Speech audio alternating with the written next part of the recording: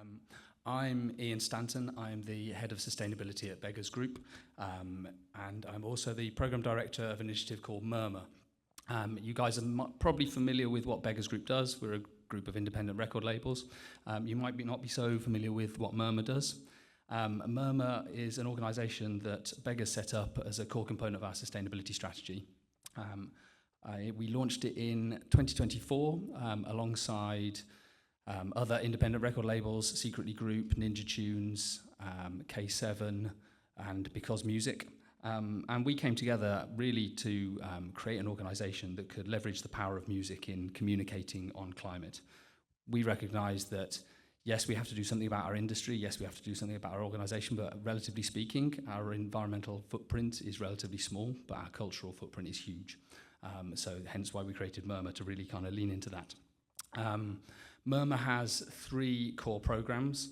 The North Star of Murmur really is where we support artists to really find their authentic voice on climate.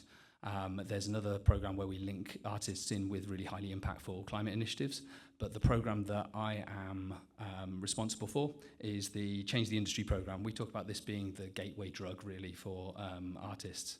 We need to get our industry in order so that it doesn't detract from the messaging of what artists may want to say on this topic. So I've got 5 minutes to talk to you about a program that we ran last year. I could talk about this for 5 hours, so it's going to be a challenge going in 5 minutes. But the program looked at the impact of record manufacturing and was a partnership between the Music Climate Pact and the Vinyl Alliance, and worked within the supply chain.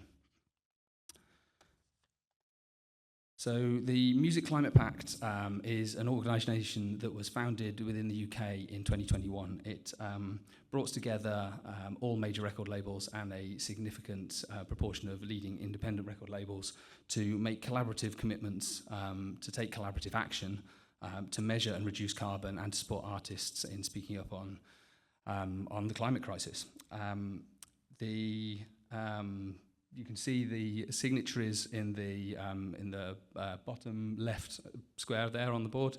On the other side is the supporters within the ecosystem here, who are a number of organisations which exist to help support labels deliver against that commitment. There are 3 work streams within the Music Climate Pact. One work stream which is focused on digital products, understanding how we can collaborate with DSPs, etc., to reduce the impact of our digital products. One work stream which is focused on increasing climate literacy within the recorded music industry, upskilling key roles to really deliver against the core commitments of the Pact, and one work stream which is focused on physical products. Specifically, the focus on that has been vinyl. The Vinyl Alliance is an organisation that was established a few years back which represents physical products in a digital world, primarily records. The Vinyl Alliance has representatives across the full value chain of record manufacturing and supply, from labels through to manufacturers, through to compounders and equipment manufacturers. They have a shared commitment to sustainability, so I have roles both within the Vinyl Alliance through their sustainability steering group, and I also have roles within the Music Climate Pact, chairing their vinyl working group. So in 2025, the Music Climate Pact Working Group partnered with the Vinyl Alliance to really take a science-based approach to understanding and quantifying the impact of record manufacturing.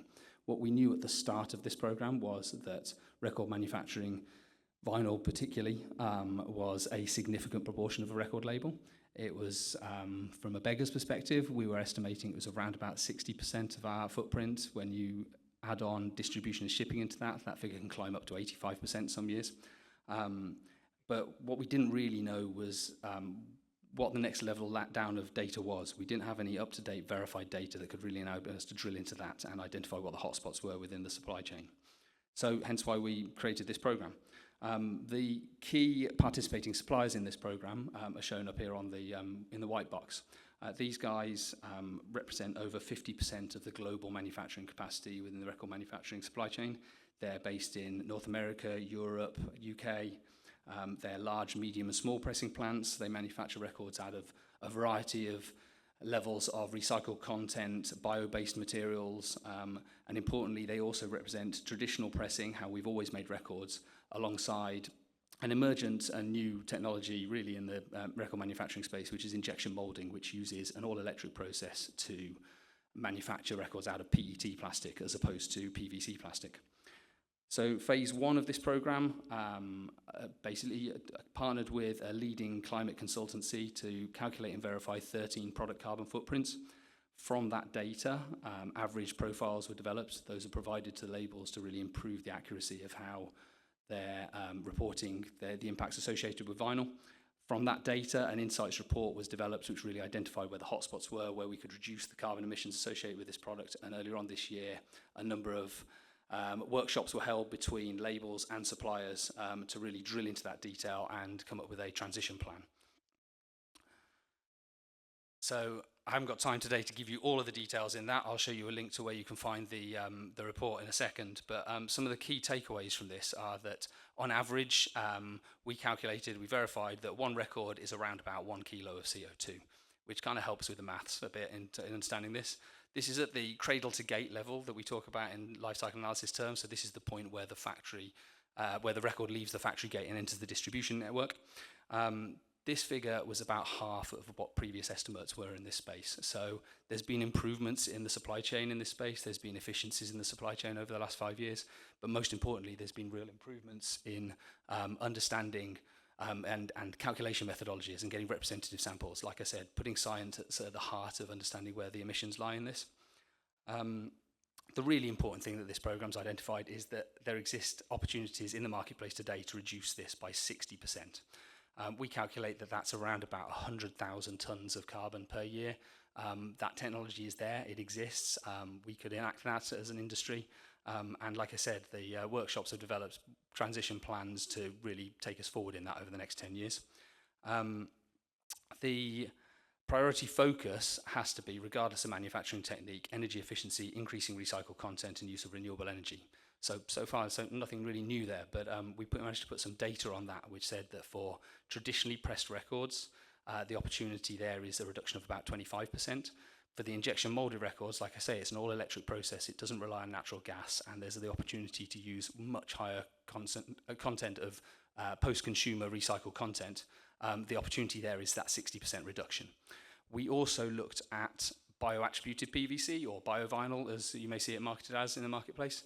And one of the interesting things that we found out of this was that actually it doesn't offer immediate carbon reduction opportunities.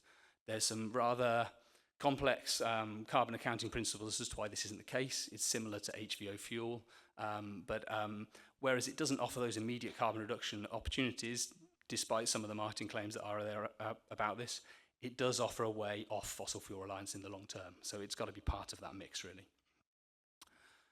The Insights report is available at the Vinyl Alliance website.